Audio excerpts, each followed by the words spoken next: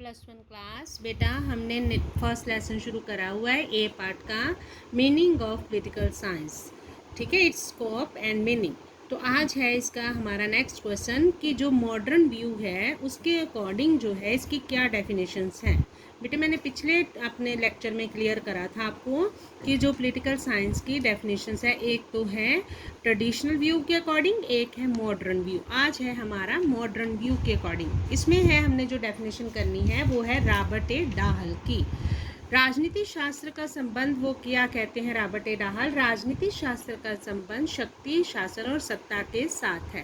यहाँ बेटा मैं एक बात फिर से क्लियर करूँगी कि जो परंपरावादी दृष्टिकोण है उनका मानना है कि ये पॉलिटिकल साइंस एक ऐसा सब्जेक्ट है जो केवल हमें स्टेट के बारे में और सरकार के बारे में ही जानकारी देता है। इसके अलावा इस सब्जेक्ट का किसी और चीज़ से कोई लेना देना नहीं है।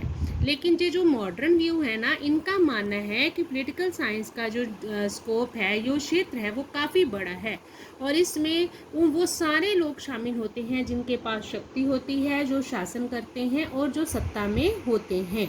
तो ठीक है बेटे, रॉबर्ट ए डाहल के अकॉर्डिंग डेफिनेशन क्या है कि राजनीति शास्त्र का संबंध शक्ति, शासन और सत्ता के साथ है। मतलब कि जिन लोगों के पास शक्ति है ये उनकी भी स्टडी करता है, जो लोग शासन करते हैं, जो सत्ता चलाते हैं, ये सब के बारे में बताता है। ये सब्जेक्ट एक ऐसा सब्जेक्ट है। ये इसकी मॉडर्न डेफिनेशन है बेटा। नेक्स्ट क्वेश्चन जो आज हम शुरू कर रहे हैं ये हमारा 6 नंबर का क्वेश्चन है। क्वेश्चन है राजनीति शास्त्र का क्षेत्र लिखें। मतलब इसका स्कोप क्या है। स्कोप मतलब कि पॉलिटिकल साइंस एक ऐसा सब्जेक्ट है जो पढ़ेगा बच्चा, वो इस सब्जेक्ट को पढ़ने के बाद कौन कौन सी चीज़ों के बारे में जानकारी प्राप्त करेगा। मतलब इसके क्षेत्र में क्या क्या चीज़ें आती हैं। देखिए बेटा, राजनीति शास्त्र एक विकासशील विषय है। विकासशील मतलब जो अभी समय और परिस्थितियों के अनुसार जो है चेंज होता रहता है। ये नहीं कि ये विकसित विषय है तो जैसा है वैसा ही रहेगा। इसमें समय समय पर बदलाव आते रहे हैं।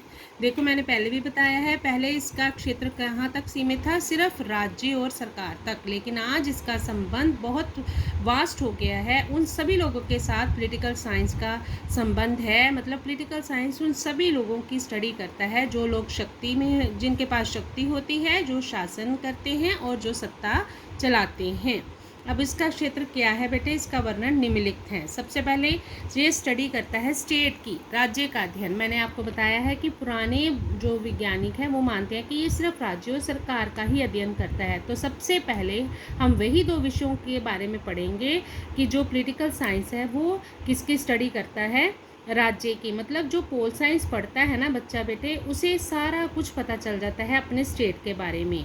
क्योंकि राजनीति शास्त्र जो है वो हमें राज्य के भूतकाल के बारे में, वर्तमान के बारे में और भविष्य के बारे में, तीनों के बारे में जानकारी देता है।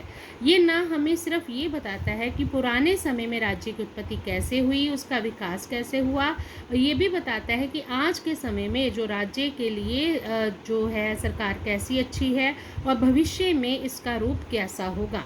तो मतलब इसका क्षेत्र बहुत बड़ा है। पुराने समय में राज्य कैसा था ये बताता है, वर्तमान में कैसा है और भविष्य में कैसा होगा। इन सारी चीज़ों की जानकारी हमें किससे मिलती है बेटे, पॉलिटिकल साइंस से।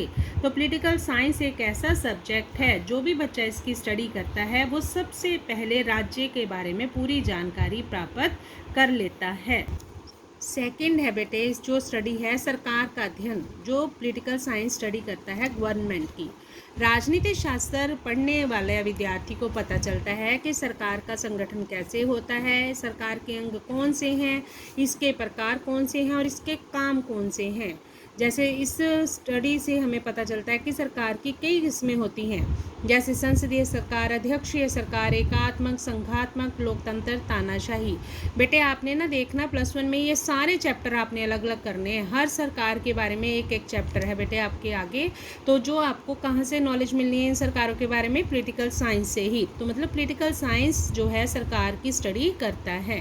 राजनीति शास्त्र इन किस्मों की स्टडी ही नहीं करता बेटे, वो ये भी बताता है, निष्कर्ष भी निकालता है, कंक्लूड करता है कि कौन सी सरकार अच्छी है और वो सरकार क्यों अच्छी है, कि इन सभी में से अच्छी सरकार कौन सी है और क्यों है। तीसरा है बेटे राजनीतिक विचारधाराओं का अध्ययन। जो राज्य का उद्देश्य क्या है, व्यक्ति राज्य में क्यों रहते हैं, इसकी आज्ञा को क्यों मानते हैं, राज्य के अधिकार क्या हैं, उसके कर्तव्य क्या हैं। ये ऐसे क्वेश्चन है बेटे जो हमारे दिमाग में उत्पन्न होते ही रहते हैं और इनके जो आंसर है ना अलग अलग राजनीतिक वैज्ञानिकों द्वारा अपनी सोच के अनुसार दिए जाते हैं और उनके जो सोच है उसे हम वाद के रूप में हमारे सामने आते हैं, जैसे आदर्शवाद, व्यक्तिवाद, उदारवाद, गांधीवाद, मार्क्सवाद।